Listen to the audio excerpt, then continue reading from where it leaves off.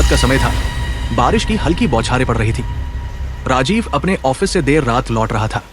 उसने सोचा था कि जल्दी निकल जाएगा, लेकिन एक जरूरी प्रोजेक्ट के कारण देर हो गई।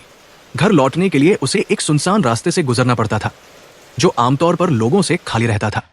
जैसे ही वो रास्ते पर बढ़ा, उसने देखा कि सड़क के किनारे एक महिला खड़ी थी, जो मदद के लिए इशारा कर रही थी। राजीव थोड़ा झिझका, लेकिन फिर उसने अपनी कार रोक दी। महिला ने बताया कि उसकी कार खराब हो गई है और उसे पास के गांव तक छोड़ने की जरूरत है। राजीव ने उसे कार में बैठा लिया और आगे बढ़ गया। रास्ते में महिला ने राजीव से उसकी जिंदगी के बारे में सवाल पूछे। धीरे धीरे राजीव को महसूस हुआ कि महिला के सवालों में कुछ गहराई थी, जैसे वो उसकी जिंदगी के हर पहलू को समझना चाहती हो।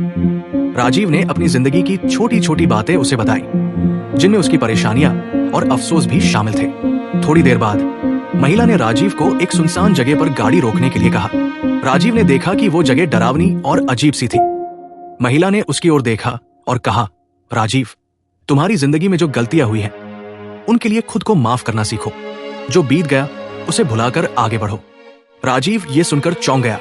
उसने महिला से पूछा कि वो कैसे उसकी जिंदगी के बारे में इतना जानती है। महिला ने एक हल्की मुस्कान के साथ कहा, मैं केवल तुम्हारी अंतरात्मा की आवाज हूं।